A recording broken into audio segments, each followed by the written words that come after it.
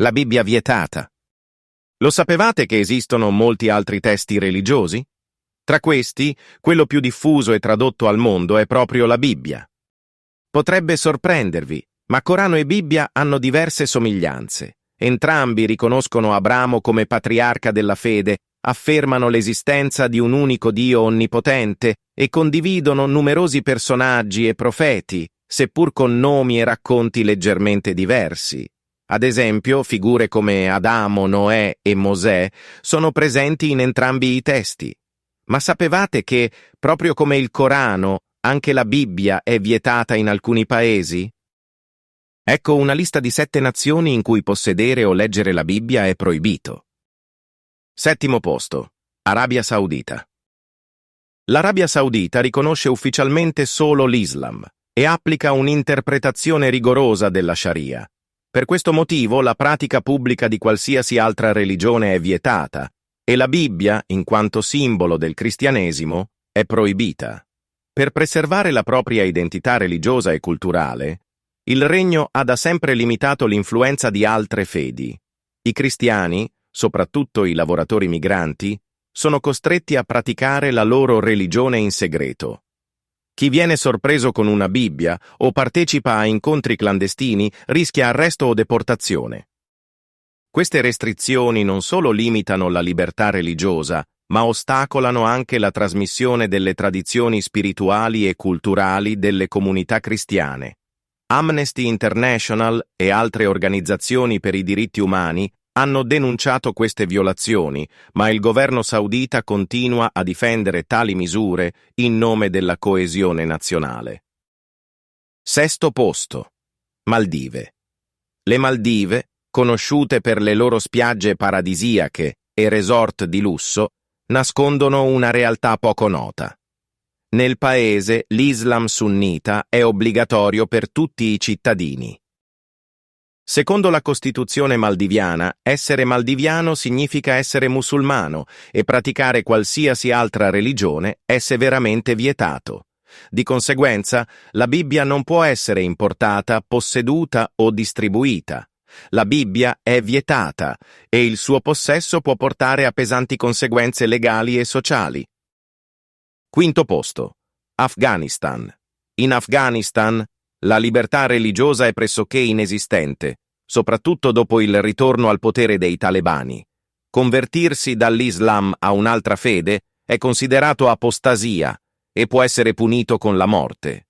Il possesso di una Bibbia è estremamente pericoloso e i cristiani sono costretti a vivere nella clandestinità per evitare gravi ritorsioni.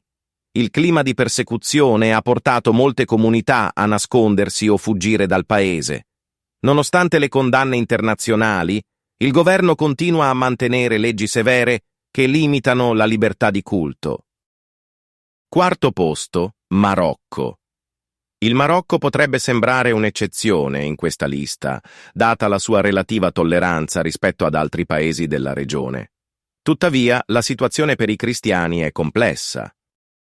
L'evangelizzazione è vietata e chi si converte dall'Islam al cristianesimo può affrontare gravi conseguenze sociali e legali. L'importazione e la distribuzione della Bibbia in arabo sono strettamente controllate. Gli stranieri possono praticare liberamente il cristianesimo, ma i convertiti locali sono spesso discriminati e isolati. Il governo cerca di bilanciare la stabilità sociale con le pressioni religiose interne, ma la realtà per le minoranze cristiane rimane difficile. Riesci a immaginare di vivere in un luogo dove esprimere la tua fede potrebbe significare perdere la tua famiglia e la tua comunità? 3° posto. Yemen. Lo Yemen è devastato da un conflitto sanguinoso che ha esacerbato le tensioni religiose. L'Islam è la religione ufficiale e la conversione a un'altra fede è vista come un tradimento. In Yemen, la libertà di fede è completamente negata.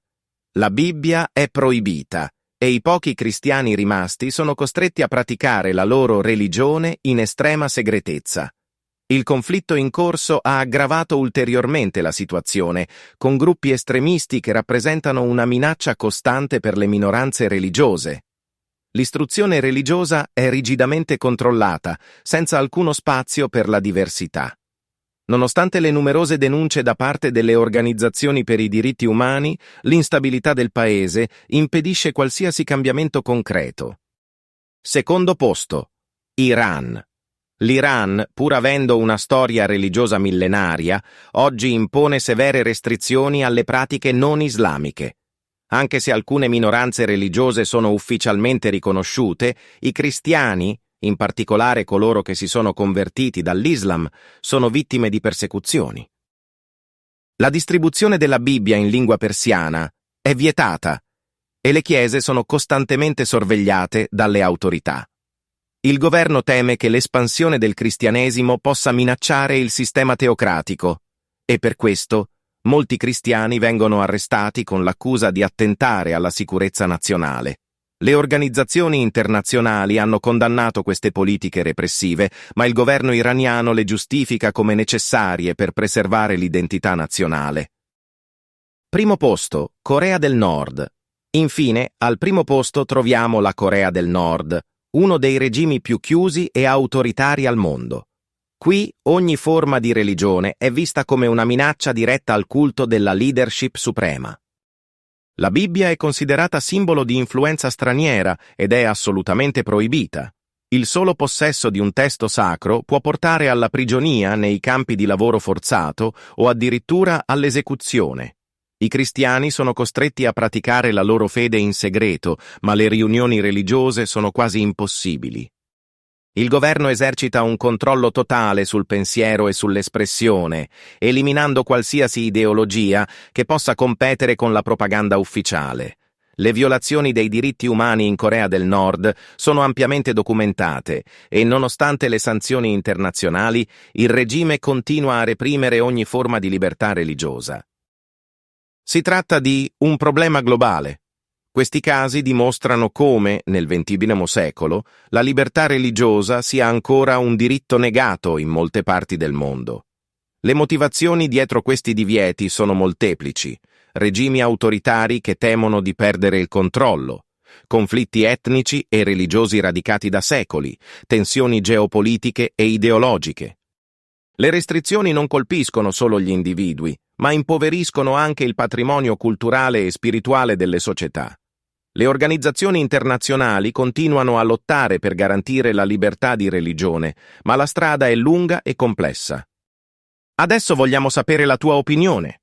Scrivici nei commenti cosa ne pensi di questa situazione e cosa si potrebbe fare per migliorarla.